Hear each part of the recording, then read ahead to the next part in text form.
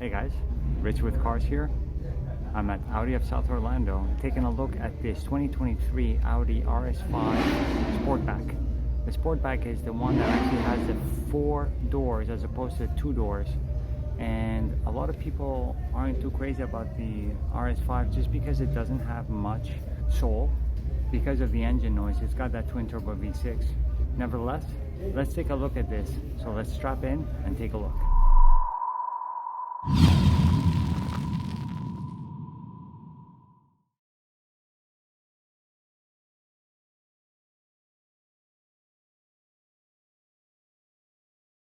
So taking a quick look at this Audi RS5 2023 from the exterior. They did some minor changes, which include some of the changes here with the headlights, as well as some small things here like in the front bumper.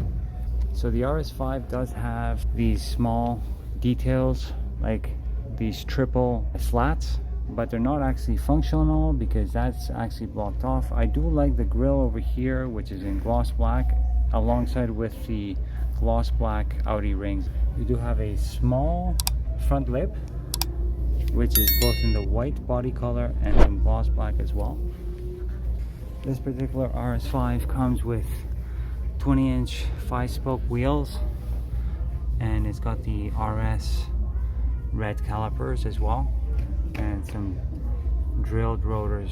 It does seem like it has the black optics package because you do have these gloss black side view mirrors and a gloss black side lip. You do have, once again, these gloss black Audi rings with a rear lip in gloss black, and then of course the rear diffuser area. Some RS5s will have this area right here in brushed silver, but this one is in gloss black once again, so that's what makes me believe it does have the black optics package, or you can also get it in carbon fiber. So the cool thing about the Sportback RS5, even though it's 4 doors, it still does have frameless doors, so it gives it that sporty feel.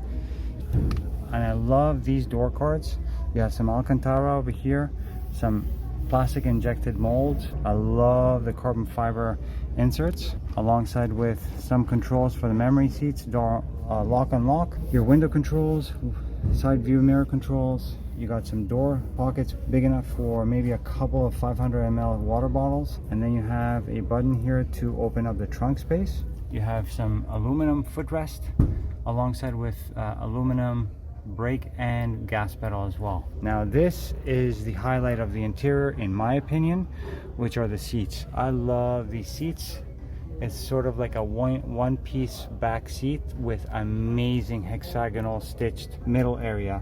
I love the contrast stitching in red, and it does have quite a bit of bolstering for both the bottom and the sides, and I love the RS badging here in the back. And these seats are, I believe, either 16 or 18 way power, so you do have quite a bit of adjustability. So this RS5 does have the carbon interior package for the accenting. Really nice. You do have the HVAC controls over here, alongside with some additional controls for your park distance control, traction control, your drive selects over there. It seems like you only do get heated seats on this one. The option for the cooled seats is probably not optioned on this one. Tiptronic transmission, which is electronically controlled, but it does give you sort of like a mechanical automatic feeling. You have this beautiful 3-spoke steering wheel with some paddle shifters. There seems to be in aluminum, alongside with the bottom part over here. You have some additional controls on the steering wheel, a fully digital instrument cluster.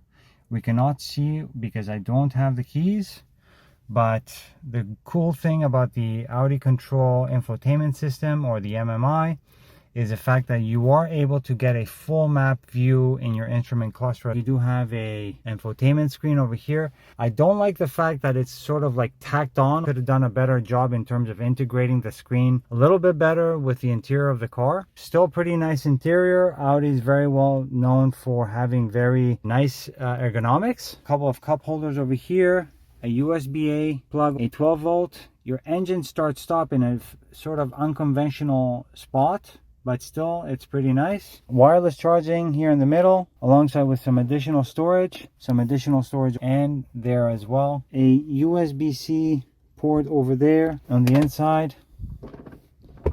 So the cool thing is that with this, you can actually basically keep it at or make it stop at several different levels.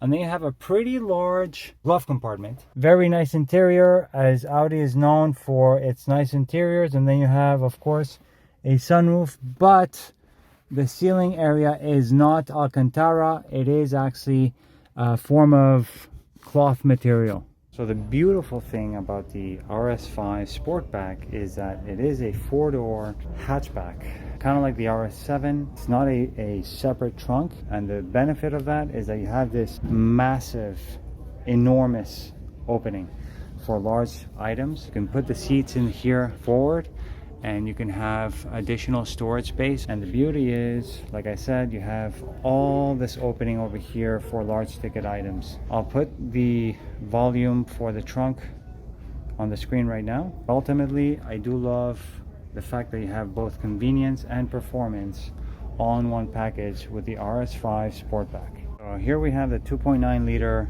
twin turbo V6, very popular amongst aftermarket enthusiasts. That's your ECU that you can flash and bring up the horsepower to some very high numbers. I'll put up some numbers on the screen right now to show you what the horsepower torque numbers are, alongside with the 0 to 60 numbers as well. Very nice engine bay. I do like the cover over here with some of the red accents. Very nice. I hope you enjoyed this quick review on the Audi RS5 Sportback. To be honest, this is one of the cars I'm potentially thinking about replacing the M5 with. I do love it quite a bit. It does have both convenience and performance all into one package, and as you guys probably know, Audi does have some pretty nice interior ergonomics and exterior, very subtle design. As always, thanks a lot for your support. Thanks for watching, and I'll see you guys on the next one.